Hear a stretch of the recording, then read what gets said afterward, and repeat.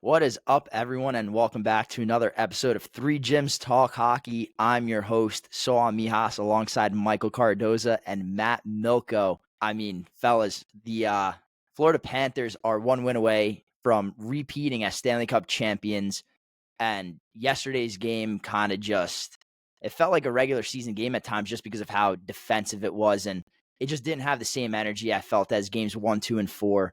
But, I mean, Oilers, they just can't get it done at home. Florida, known to be a road team in these playoffs, just completely dominated in every aspect of the game.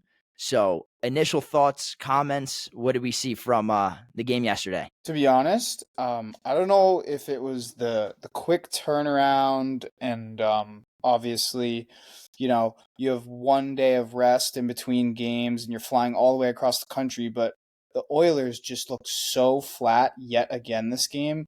I said at the end of last podcast they need to come out and they need to score the first goal because they need to start games with momentum. And what do you know? Yet again, they start down 2-0 after the first, and I believe it easily could have been 3-0. Was it Lusterinen who missed that wide open backdoor pass? I believe right in front. So the Oilers just look so flat. They didn't look like they were ready to play in a playoff game. Never mind a Stanley Cup playoff game. Yeah, I think we were all expecting the Oilers to come out after coming back 3-0, historic comeback the game before, come out at home and really show up and start the game hot, and that's just not what we saw at all. And Florida, congrats to Florida and give props to Florida. They shut them down for basically the whole game. Maybe a power play they looked good on, an empty net they kind of dominated, but that's 6-on-5, 3 minutes left. They're desperation. But yeah, other than that, pretty lackluster game and kind of embarrassing. Yeah, I completely agree. That was definitely embarrassing. I mean, Edmonton, you see how crazy they get. They were all waiting, anticipating a chance to come back to Florida and win a Stanley Cup just after that Game 4 performance. You'd think that it'd be the complete opposite. Edmonton would have all the legs. Florida would be a little bit down in the ditch, but it was a complete opposite. Florida had a very quick turnaround in one year out the other. They went to sleep, they woke up, they got ready for Game 5, and they came out and did what they had to do. Something that I'll say is the Oilers entered yesterday's game with a 7-2 record at home, but then you look on the flip side, and the Panthers have gone 25-11 over the course of the last 3 postseasons on the road, including 10-3 this year. Those 10 wins tie an NHL record for most road wins in a single playoff run. So let's see. I mean, even if Florida doesn't close it out in 6, I'm hearing a lot of Panthers fans awfully confident that they could still take it in 7 back in Edmonton. So I feel like that's something important to point out because who doesn't want to win a Stanley Cup at home? Florida did it last year, but they're also more than comfortable being on the road, which is a scary sight if you're Edmonton with your back against the wall for, once again, the second consecutive year being the first team to play an elimination game in the finals. Yeah, I mean, so I will say, since the Oilers have been there, it's not the scariest thing in the world because you know that they can win in Sunrise, and predominantly Florida has been a better road team than they have been at home. Obviously, you wanna lock it down, win at home in front of your home fans, but if I'm a Florida fan, I would almost be more confident in a Game 7 win than a Game 6 win, just because of how much worse they seem to play at home. Now I'm not saying that they play terrible. They're still an amazing team. That's why they got to the Cup. But they've also been on the road for the majority of the postseason. They haven't been at home very often. Exactly, and they've been closing out pretty much every series handedly. I mean, take Toronto out of that because Toronto actually played them in a pretty well series, but every other series it's been over in 5 games.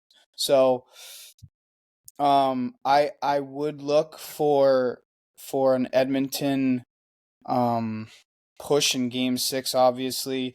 I think they have a better chance of winning in Sunrise at this point. I don't even know what they're going to do if it goes back to Alberta.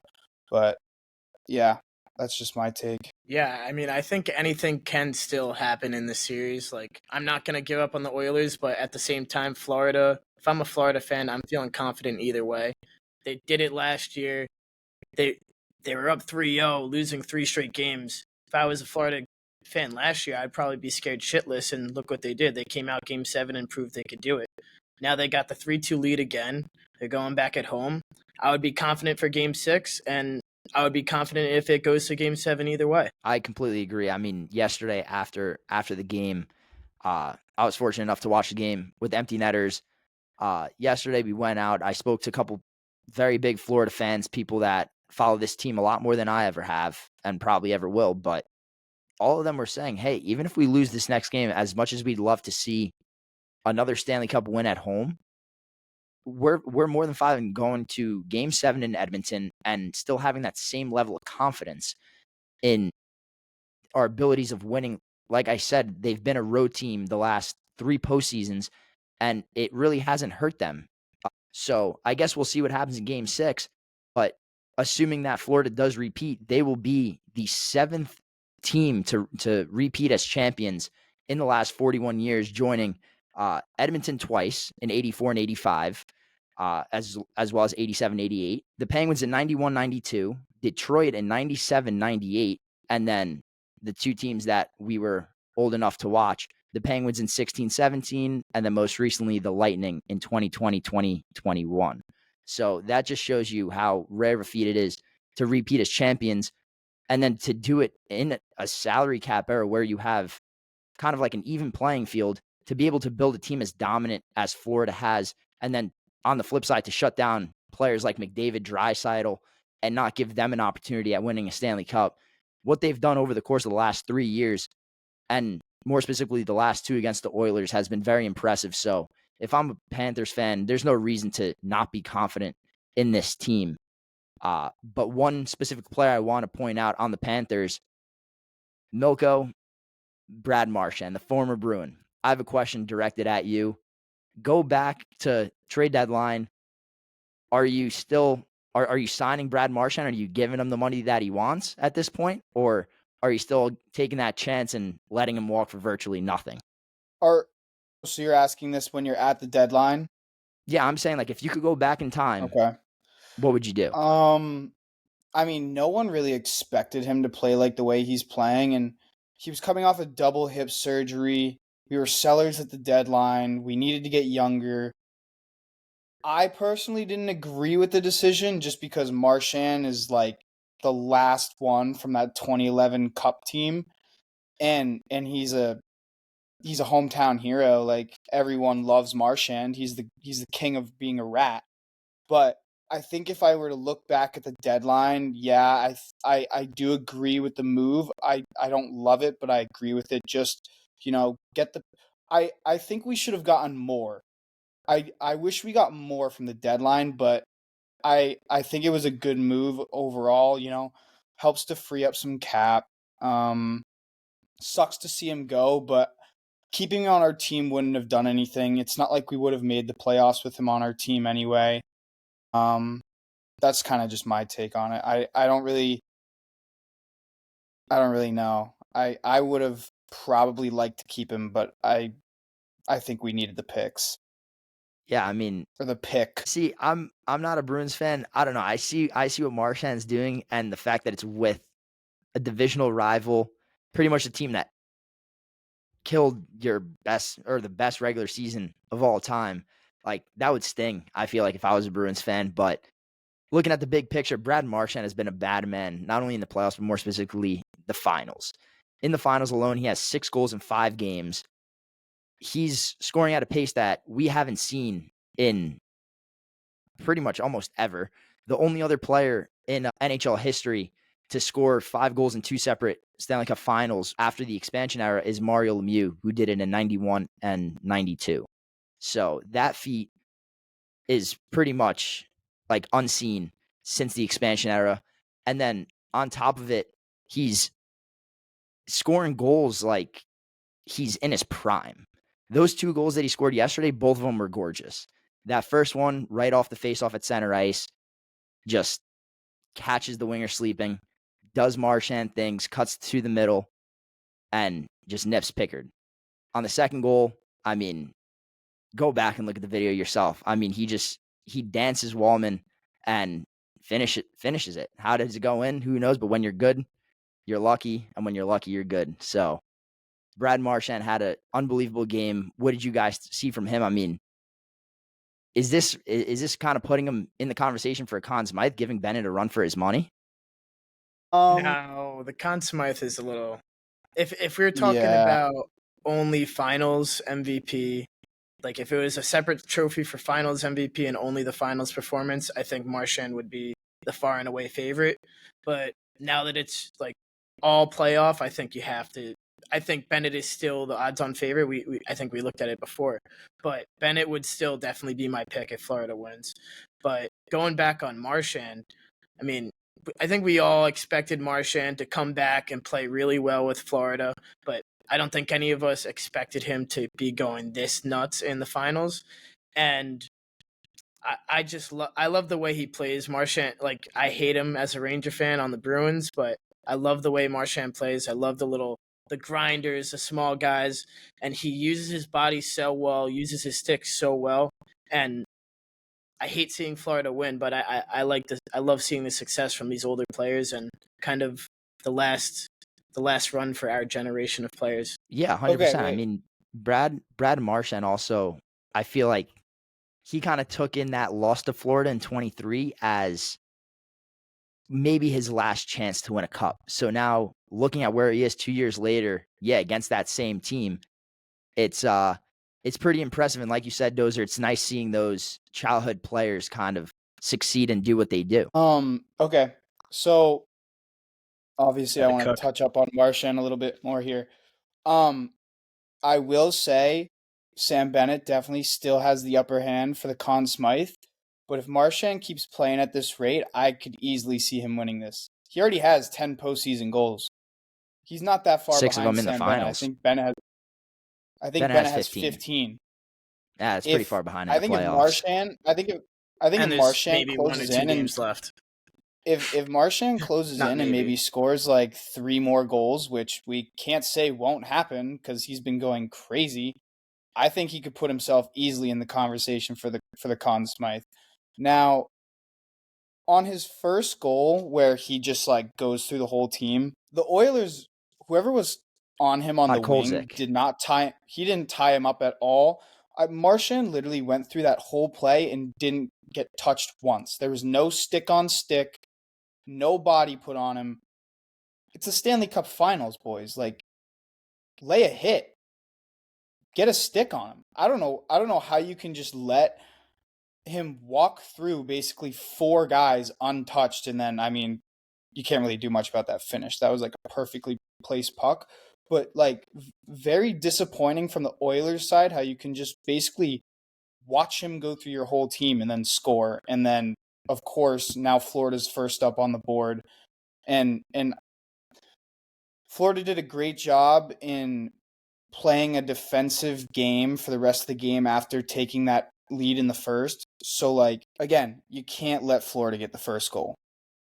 For, like, was it, the 4th straight game?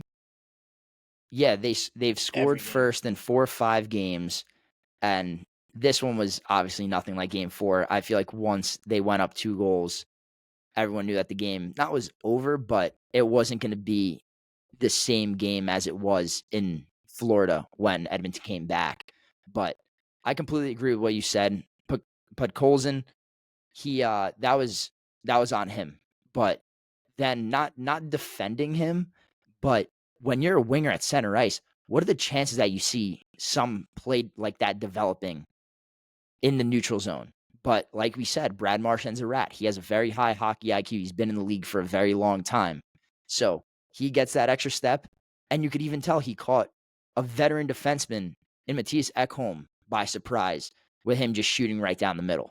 So Brad Marchand, that first goal was absolutely amazing. That second goal, I mean, you can't teach stuff like that. That was some kind of McDavid wizardry, went through, somehow maintains control of the puck and then puts it through the 5-hole, makes an unbelievable goal. So I mean, what did you guys see on that play? I mean, did you guys expect something like that from a 37-year-old? I mean, Dud, you got to see him for the majority of the season. Obviously, he was going through injuries when he left, but were you aware that he was still capable to make plays like that? Huh. Honestly, no. I mean, that's like a highlight reel goal of the year, like not even just these playoffs, but the entire year. Never mind to do that in the playoffs. But I mean, I love how he like gets over him and then smacks Wallman's stick out of the way. He's such a smart player with such a high IQ, and he knows how to use his body so well. He's so shifty. And honestly, that game, he looked to be a step ahead of pretty much everyone else. It was really kind of weird to see a 37-year-old be so dominant, not even playing first line minutes. So for him to be looking faster than the Oilers, who are a quick team, and to be able to pull off those moves is pretty unreal. And then I also want to throw this out there because I just looked it up. Sam Bennett has 22 points this playoffs. Do you guys know how many points Brad Marchand has? Yeah, he's got 20, 18. 10 and 10. He's right behind Sam Bennett in that race. Like, I'm telling you, he could very well have a shot at this Conn Smythe. Well, listen, I'll throw out two things. One, that I mean, this is just a general fact that I just think is cool to note that Marchand's the seventh player in the expansion era to score at least 12 career goals in the Stanley Cup Final. I mean, okay, granted it's his fourth final. Let's also appreciate the fact that he had what did he have in 2011? Did he have 5 or 6? I know he had over 5, at least 5. But this year he's got Goals? 6. Yeah. Oh, I don't remember. Anyways, he's got 6 so far this postseason. He had at least 5 in 2011. He's got 4 career finals under his belt. So, like, that's just a cool stat. But then Bennett, the only reason why I think that Bennett, aside from the fact that he's the betting favorite right now, he's the first player in 105 years and second in NHL history to score 15 goals in a single postseason without having a 30-goal regular season under his belt. I think that that's a stat that not a lot of people know that could very easily get overlooked, but I don't think that people really grasp the concept of the fact that he has 15 postseason goals and has never scored 30 in an 82-game NHL season. Yeah, That he's is a that is playoff pretty merchant. play. I mean, that's why he's going to get paid. There's, Yeah, I mean, I saw who's the big free agency insider for NHL. Who, Elliot Friedman? Yeah, Saravalli. probably Elliot. I mean, there's a lot, but Elliot, I know GMs and coaches. They say there's playoff performers that you need on your team, and there's regular season performers. And I mean, Sam Bennett is 100% a playoff performer, and if you want to win cups, you're going to need those guys on your team. Look at Florida. They probably have 4, 5, 6 of them that you would probably consider more of playoff performers than regular season performers. And that's what makes Florida as good as they are. I mean, their depth. They have, I want to say, 9 players with 15 or more points in this postseason. And Sam Bennett leads the charge with 22. So that kind of just shows the depth through the entire lineup, and that should scare teams. I kind of said this last night, but the Panthers, just with their contract situation, the way that they're kind of arranging their entire organization, the way that they're building it up, they're looking like the brand new Bruins.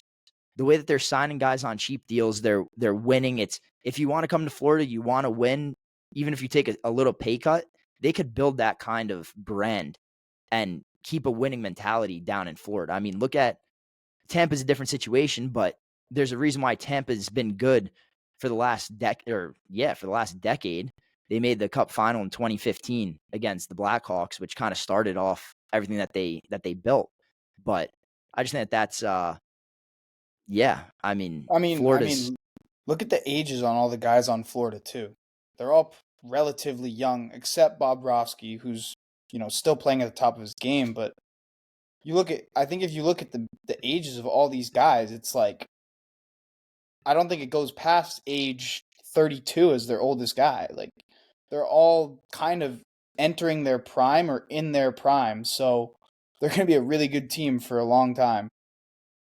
I mean, there's not really much that anyone could do if if players like where they're playing, like look at someone like Matty Tkachuk. I'm sure that he loves playing in South Florida. He certainly doesn't want to go anywhere anytime soon. And playing with a player like Matty Tkachuk and Alexander Barkov, those types of guys make other players want to come to Florida and play for them. So I think that Florida is going to be real dangerous for a while. But I kind of want to talk about the other side in Edmonton and their entire goaltending situation. We've mentioned Florida or Edmonton had a decently good start, and then Marchand shut the crowd up. Sam Bennett scores another one. That I feel like was the dagger. Calvin Pickard obviously got the start in Game 5. Everyone kind of assumed that. Calvin Pickard, I don't think played a horrendous game, but I'm also going to note the fact that the Oilers had 21 shots and the Panthers had 19. So this was a really low shot game, and the score was 5-2. So I want to get your guys' thoughts on Pickard, kind of what you saw from him. Was he as good as you guys expected? Not as good? And after that, I kind of want to talk about what the Oilers should do for Game 6. Yeah, I mean, on Pickard, I mean, when the whole team comes out like that in front of you, I don't expect a lot out of him. He didn't have his best game. He didn't have his worst game. It's kind of like what we said about Skinner when he got pulled in Game 4. It's really more about the team and kind of confidence, I would say, for the next goalie decision. But for Picard, I would say, like, the second goal, I would say he was a little bit shaky on, but I would still run him back. Personally, it's just it's such a hard decision to make, especially in the finals. I know at the end of last game they were talking about the last couple dynasties, how Florida, every single playoff game for the last 3 years, they've been running Bob out there. And then Tampa Bay, they were in the finals 3 years in a row. Every single game, you already knew Vasilevsky was in net. To have this problem in the Stanley Cup Final and having it a recurring theme and a talking point basically after every single game, I think it just brings the whole team down a little bit. Not saying it's a cancer in the locker room or a talk in the locker room. It's just like hangs over all the players' heads. And like, I honestly don't know what I would do if I was Chris Knobloch. I think it could go either way. And I'm interested to see what they do. Like, I have no idea. Yeah, so again, very, very low shot game, right? But the biggest thing between the Oilers and the Panthers goaltending wise is when the team makes a mistake up front, like if the Panthers make a mistake, they can pretty much rely on Bob to back them up and make a big save. Whereas if the Oilers make a mistake, most times or often not, Picard or Skinner will not be able to make that big save, right? So, let's go back to the second goal, right? Matthias Ekholm fails to get the puck in at the red line. What happens? Turn it over, odd man rush going the other way, Sam Bennett tucks it. But now, what's that a result of? That's a result of the Florida forecheck. That's a result of Ekholm not getting the puck in at the red line. Like, you got to get that puck in. But what's the reason? What's the reason he didn't? That's because the middle was taken away. Evander Kane was going down the middle. Wall. This was on the wall. He couldn't. No, he was on the wall. So yeah, I know, but he tried forcing it up the wall. That's what I'm saying. Yeah. But either way, you can't turn it over at the red line. Like, I would put that on Ekholm. No, I agree. 100%. So, like, I think if Florida did the same thing, you would look the other way and Bob would come up with a big save. That's all I'm saying. But heading into Game 6, I think you got to go back to Skinner. It's Skinner's net. He's been in it all year. I don't think you can strip him of the opportunity to play in a game that could potentially end the season. I think you have to go back to Skinner. Hopefully, again, but with Skinner, I think he's on a short leash. I wouldn't put him out there, and then if the Panthers put up two quick ones again, then I would pull him right away. You know, regroup the boys, call timeout, throw Pickard in net, and then try to just rally. But I definitely think they should give Stu the net going back to Game 6. One thing that I saw on Twitter that I guess I didn't really think of in this way before I read it is that if you're trying to figure out who your Game 6 goalie is in the Stanley Cup Final, if you're trying to figure out who your starting goalie is, you never really had one. And kind of thinking about that, it's okay, yeah, like Stuart Skinner is Edmonton's goalie, but he's not reliable enough to be a starter. Okay, yes, this team's made back-to-back Stanley Cup Finals, but last year he didn't bring the team the distance. This year, each goalie has seven wins, so he's done half the work again. So I understand both arguments. I think that this is one of the most difficult situations that Knobloch could have been put in, and one of the most difficult decisions he's had to make. But at the same time, I feel like just because Stuart Skinner's your franchise goalie, you have to go back to him. But at the same time, how many times are we going to sit here and say Stuart Skinner's on a short leash? It's a Stanley Cup Final. Like, you don't have a reliable goalie no matter which direction you look. So you're kind of flipping a coin and hoping that whoever you put in steps up. One thing that me and Michael spoke about off camera a little bit earlier is the fact that, and I completely agree with Michael here, he said if Stuart Skinner starts and you have to pull him, I feel more comfortable putting Pickard in off the bench than I do Skinner. And I agree because Pickard's a career backup. Skinner's not. So it might be more of a mental thing for Skinner to come off the bench.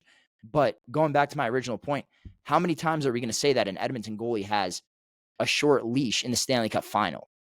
Like, this team has been rotating through goalies more in a final than I've ever seen. And it has nothing to do with injuries. It has everything to do with performance. So I feel like that's unacceptable at this point of the season. So this is a really, really tough decision, and I think that it could go either way. But just the fact that Pickard let up 4 goals and he faced 20 shots, I think that in itself is like a red flag, just considering that Skinner faced 17 shots in the first period in Game 4 and let up 3. Yeah. So you're kind of comparing one period workload versus an entire game's workload. So I think that you kind of have to go back to your original number one and go Skinner, but just because of the reason that he is your franchise goalie and everyone knows that. So I feel like that's the only reason why you go back to Skinner. But then again, this is just a decision or some sort of conversation that shouldn't be actually a conversation at this point of the season, especially going into Game 6 of the Stanley Cup Final. So the Oilers are in a very, very difficult situation here, and I'm curious to see what they do because I don't think that they could go right, and I also don't think that they could go wrong. I mean, it's a terrible situation to be in, right? And yeah, I know. So it's a terrible situation to be in, first of all, because you can't really trust either goalie, and it's 100% something that needs to be addressed in the offseason, I think, as well. I mean, every team's going to have a little bit more salary cap to work with, and I think the combined salary of both the Edmonton goalies is still sitting under $3 million.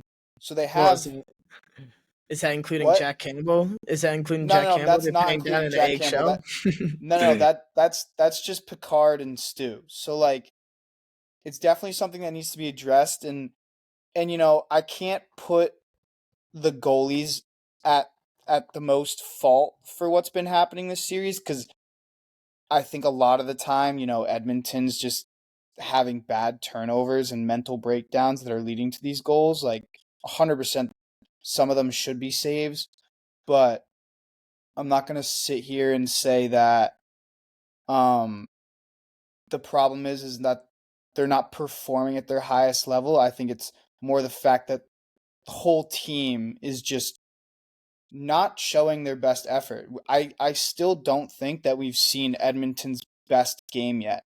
I think we've honestly seen far from it because every game that they won has been in overtime. They haven't had a regulation win yet. It seems like every game this series is either an Edmonton overtime win or kind of a Florida blowout.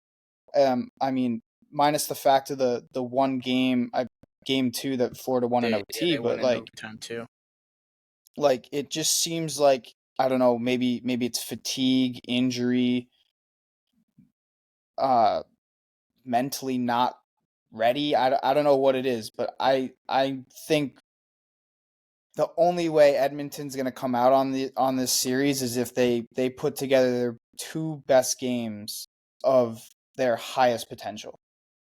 Yeah, Milks, I mean, I agree with mostly everything you said there. And you said one thing about you wouldn't put fault on either of the goalies for any of their performances. You would just say it's more of a team effort, kind of like most of the Yeah. games have just been a team loss.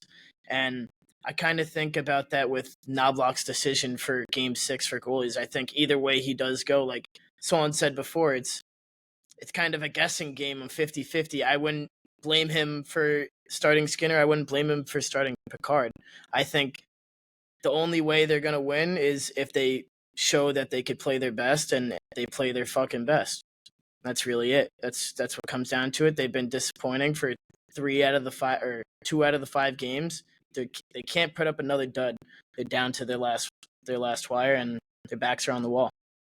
Yeah, I mean, the one thing that I'm going to say, which I've learned to take this stat with a grain of salt, but over the last 2 postseasons, in games 5 through 7, Stuart Skinner is 9-1 with a 1.7 goals against average and a 918 save percentage. And the only loss that he has within that span was in Game 7 last Stanley Cup Finals. But the reason why I'm taking that with a grain of salt is because prior to the Game 4, he was 6-0 in Game 4s, and he was pulled after the first period.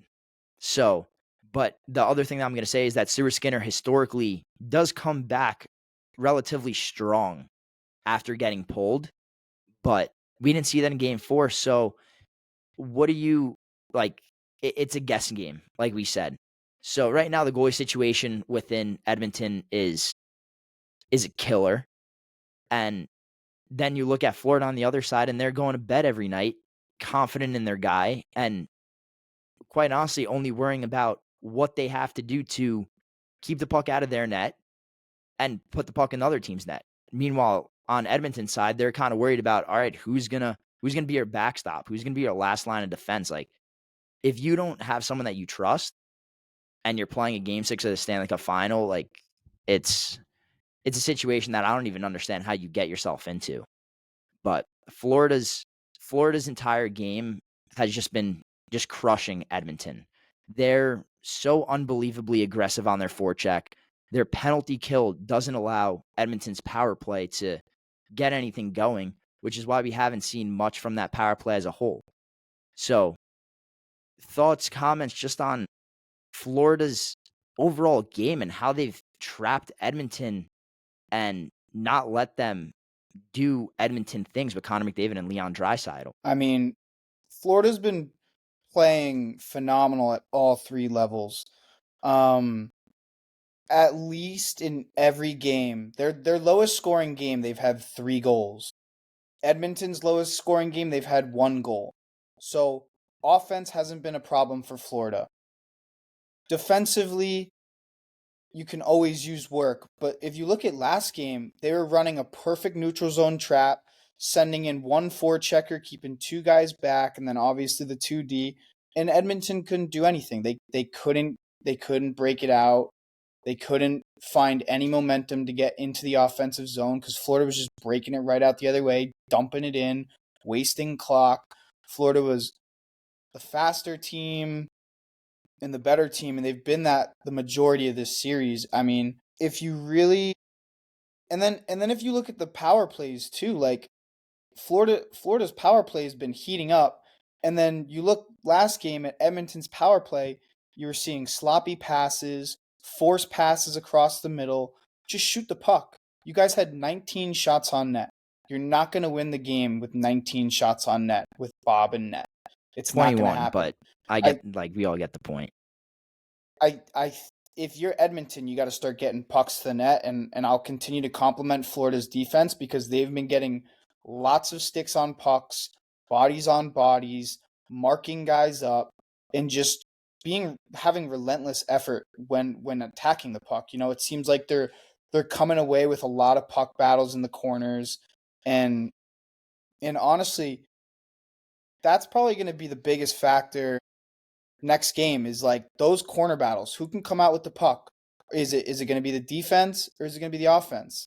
And if Florida keeps winning those battles, I don't think Edmonton stands a chance because Edmonton's losing at every level of the game right now. Well, that's why I was going to stop you right there when you said who's going to come out with the puck, forward or offense. I think it's more of a question of Florida or Edmonton because it doesn't matter whether you're on offense or defense. Florida's coming out with those pucks one way or another.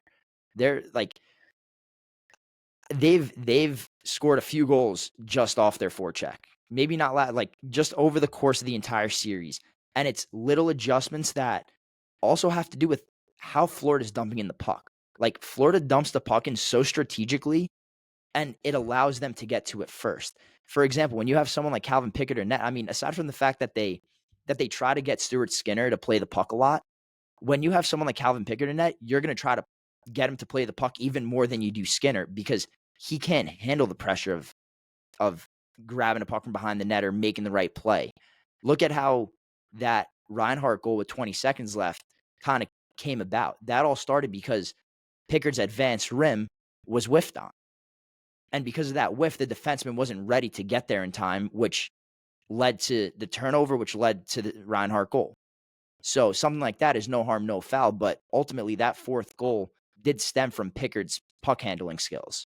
So that's kind of another thing that I feel like their forecheck is really good at because they'll put a puck in a position to be like, oh, okay, we could play it. But before you could blink, they're right there. So they're really fast and they're good at what they do. Their trap is dangerous, and you know it's dangerous when someone like McDavid can't necessarily figure it out comfortably. Yeah, I mean, when I think of the Panthers game last night, it was a masterpiece defensively. I know you talked about how good they've been offensively and on all three levels, and the Oilers kind of just have their offense rolling right now, and when it's on, it's on. But when the Panthers defense is on, they're going to win the series 9 times out of 10. And when you shut down the Oilers offense for 2 straight periods, the first 2 periods, I think they had one chance in the first 2 minutes. And for the rest of the first 2 periods, I don't think I saw life in the crowd. The Panthers took the energy out of that building right away, and they kind of dominated the first 2 periods. So on in all of our predictions, we kind of had low-scoring games going into expecting for this game. For the most part, it seemed like a low-scoring game with the shot total being low. It was 2-0 going into the third, and then it kind of just exploded from there. Oilers scored 1 goal, making it 3-1 after going down 3-0. That was McDavid's first goal of the series. I mean, I think we'll talk about that a little later. I mean, too. Nasty nets. It was a gross goal. But then Florida comes back. I think it was a minute, 2 minutes later, Reinhart 42 scores. seconds.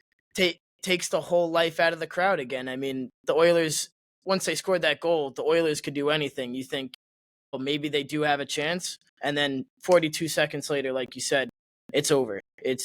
Once they scored that game, I was like, all right, there's no more chance. So that's something I did want to also talk about is it seems like every time the Oilers start to have some life, the Panthers just kill it immediately. Like there's been multiple times in this series alone where Edmonton has scored and within 2 minutes later, the Panthers put another one on the board to either tie it or extend the lead. Like it's like every time Edmonton scores, they're completely unfazed. They have so much trust in their group. They're like, okay, all right, we're gonna get the next one. No doubt. I mean, I'm gonna point out and say, look at how they responded from games 3 to games 4. You got pretty much embarrassed at home, and then you go on the road to very tough building in Edmonton, essentially a must win, and you dominate. You play a good trap game. It's like every Panther says in every interview that they do. What kind of game are you guys going to play? The same game. Win or lose, game 1, game 7, we play our game. And it pays off. Okay, it's not always going to be. Yeah. It's not always going to be an easy climb to the top, but that's a grind is what it takes to win a Stanley Cup, and Florida knows that better than any team in the NHL as of the last 3 seasons. And then the one thing that I kind of want to point out about Florida having been to 3 straight Stanley Cups is the fact that they also have had to play through 3 full 82-game seasons to get there. a team like Tampa who made 3 straight cups, they had the COVID years. They had the shortened years. So when you think about it through and through, the Panthers have played a lot more hockey than Tampa did through their 3 straight cup runs. And I'm going to give credit to Chris Powers of the Empty Netters podcast because we were talking about this last night and he brought that to light to me. And I sat back and thought about it. And I was like, wow, that's a hell of a stat because everyone looks at those Tampa Bay teams and how dominant they were. And then you don't realize that, hey, they actually played like a 56 game regular season. Florida had to play 3 straight 82 game seasons. So when I said they know what it takes more than anyone else, I mean that literally and figuratively because no other team has made 3 straight cup finals having played three full seasons of hockey. It's a fair I point. I never even realized that. Now that you bring that up, I mean, I agree. You don't realize the Lightning's, I wouldn't say fake or like that, but No, it by no definitely is a means. little less. It's just more impressive for Florida being 3 82 game seasons. How much like endurance and how much fatigue that puts on everyone's body and anything, and then going through a full playoff. I think even the COVID playoff was a little bit structured differently than the playoffs are now. I and mean, were before. even if number of games wasn't structured differently, but the travel's not the same. I mean, these guys are traveling 2,500 miles from Edmonton to Florida back-to-back Stanley Cup Finals, which was unheard of prior to last year. No but fans I will say, in the stands too. At least with this, you have like the comfort of going to your own house and going to your family. Like these guys are all in a bubble in the COVID year, going to their rooms, probably barely having the options to do very much. You have all these crazy restrictions. Yeah, their season was shortened by a little less than 20 games, but like I mean, that's a quarter of the season, Dud. I bet those 56 games were a fucking grind, dude. Like No, and I'm not taking anything away from those seasons or what those teams accomplished. I know. I'm just saying, like the games, there were a lot less games, but I bet those games were just such a fucking hassle to get There through. were less games, but more adjustments to be made. Having to deal with all the testing and fucking bullshit parameters and everything that you don't want to have to deal with or think about on a regular basis. So one thing I want to like go off of that, which makes it more impressive for hockey players. Hockey players are creatures of habit, and when they're dealing with COVID shit and all that outside stuff, that could 100%. It would fuck with me. It would fuck with anybody, especially a hockey player trying to get ready for a playoff game, a Stanley Cup playoff game. Imagine you got to worry about COVID testing the day before or the morning of. Like, that would definitely like put me out of a little bit of a loop. Yeah, I mean, for God's sakes, like we played ACHA Division II club hockey, and we still that's nothing to knock on. hey, listen, club hockey is college high hockey. level puck. Yeah, that's high level puck. But my point is, we're not in the NHL, and we even have our habits. Yeah, I mean, like before every game, like we have our little stupid rituals that we do, whether we realize it or not. So that's a great point also by Dozer, because now you go into COVID, and you're not free to do whatever you've been doing. You can't go out, you can't do whatever. But that all in all was just a little stat that I had a conversation about yesterday that I found really interesting because I never really thought about it in that perspective. Because all we've been doing is talking about how 6 straight years a Florida team has come out of the East. But now you kind of look at how those 2 different teams managed to make 3 straight finals. And I just thought that was kind of an interesting little fact. But kind of looking ahead to game 6 now, predictions, what do we expect? We obviously got the goalie situation all sorted out. Me and Milko think that they have, or not have to, but they should go back to Skinner. Cardoza, you're saying that they stick with Pickard. Like I said, I understand both arguments. I just think that at this rate, you kind of have to go back to your franchise goalie and kind of prove to him that, hey, you are our guy. But like we said, Knobloch has a very tough decision to make. He said he's going to consult with a lot of the higher up management and kind of get their input and make his decision from there. So we'll see what the official verdict is. Who knows, maybe as early as tomorrow. I'd be surprised if it is tomorrow, but we'll see. But predictions, scores, let's hear them. If I had to predict this game, I think it's It's either going to be a blowout for Florida, which I don't want, but my score prediction, if the Oilers show up, I think they're going to win in Oiler fashion. I said it before. They might go down early, but I think they're going to score up. They're going to score 4 to 6 goals. I'm going to say 5-4 Oilers, maybe throw an overtime in there. I'm kind of feeling that. So let's hear your take first. All right. I have Florida 6-4, 5-4. The 6 is an empty netter. And the reason why I say that is you come back down to South Florida, I feel like that building is going to be insane. It was insane for games 3 and games 4. And now the building's in the cup. So I feel like there's a whole new mindset. This team's been here before. They've done it before.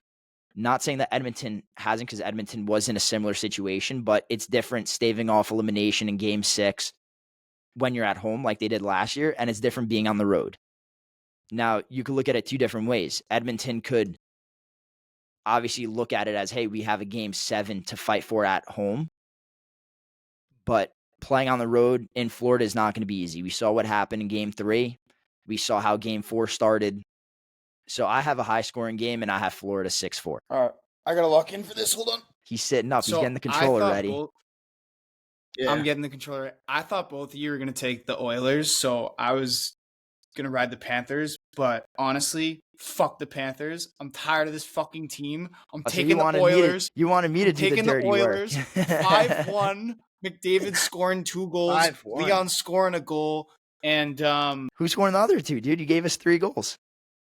Oh, you got to finish it. I'll throw a Matthias Ekholm goal in there, and then Jeff Skinner out of nowhere. Wow. Okay. And is he even going to play? He's going to play.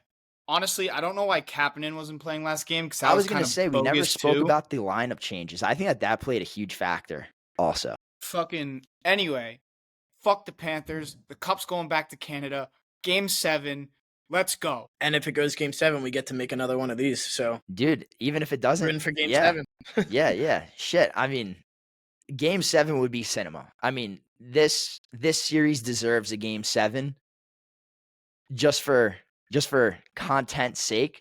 But the 2 games that Edmonton has lost have really kind of like turned it sour on me. I'm not going to lie. I don't think that they're going to bounce back the way that we think they will. And then on top of it, they have a lot of decisions to make. I think that it was a little bit dumb that they changed up their lineup prior to game 5. I think Kapanen's been great, so taking him out of the lineup was a little bit dumb.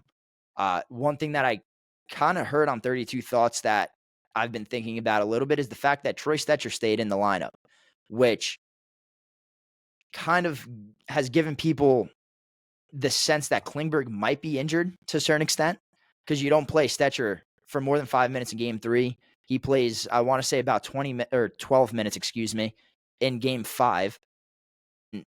I almost thought that it was a guarantee that you had to put Klingberg back in. So who sees what happens with the lineup? I expect Florida to keep the same lineup they did from game 4 to game 5. So I expect the same thing from game 5 to game 6. But we got 2 Edmonton. For the first time all series, I took Florida. And yeah, now it's a matter of time. Tuesday night, let's see what happens. Good predictions. And yeah. One last thing I kind of want to... inspirational real quick? I want to get mad inspirational. All right, Dud, let's hear it. This is going straight to McDavid. Connor, I believe in you. It is your time. You will show up in game 6 and rally the boys. I know the rest of your team sucks besides you and Leon, so you 2 are going to figure it out. You're going to give each other that look that makes you fucking go demon shit. And then you guys are going to get business. You're going to handle business. You're going to bring it back to Canada for game 7. And I will be in the building, and I'm going to be cheering you on the whole time.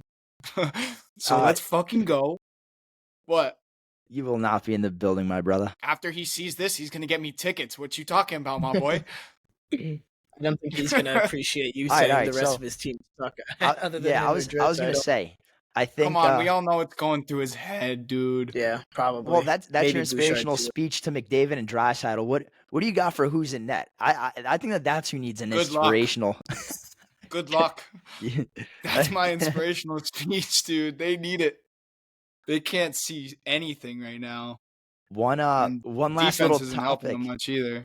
One last topic I want to touch up on before we wrap up the pod for the day. It actually has to do with the AHL final, the Calder Cup final, which is actually includes the Florida Panthers minor league team, the Charlotte Checkers. The Checkers scored a very questionable double overtime goal to win it, but the goal got taken back. We saw it. It was off a face-off. For those of you who haven't seen it, was off a face-off. Goalie wasn't looking. Puck gets dropped. Before the goalie even realizes that the puck's in play, it's in his net. So what did you guys see out of that play? And then ultimately, do you guys think that it was the right call to call it back, or should the goal have counted? It was kind of just like it was such a fluke goal, right? And I put blame on both the centerman on the defensive team as well as the ref. Like the ref, it's your job to make sure the goalie's ready, and the centerman, it's your job to make sure the goalie's ready too. I'm pretty sure every center, Dozer, you know best. If you're in a defensive zone draw, you look at your goalie before you put your stick down or line up for the draw. So, I mean, I think it's kind of BS that they called it back. You just got to be aware. Like you got to have some awareness when you're out there, especially in a playoff game. Yeah, I mean, that's one of the wildest scenarios I've ever seen before. I don't think I've ever seen that, and I would definitely put the blame on the center. You're right. I think not even just a defensive zone. I do that before. That's the last thing I do before every single faceoff is make sure all my players are set, make sure they're at least paying attention and know what they're doing. But the refs for even allowing that to happen in the first place and then talk about it while the team is celebrating their win in a championship game or a playoff double game. Overtime. It was a final and game. Then come back. Yeah. So it was the final game. And then come back 10 minutes after review, or not even, they discussed it for 2 minutes and said no goal, and then they reviewed it and said no goal, which is absolutely crazy to me. I can't believe the refs changed that, and then the team that scored, they ended up losing. Yeah, so, I mean that's the Vancouver Canucks affiliate team against the Panthers affiliate team, but as we said, both centermen had their sticks on the ice. I think, like, according to the rulebook, correct me if I'm wrong, but according to the rulebook, I'm pretty sure that was a legal face-off.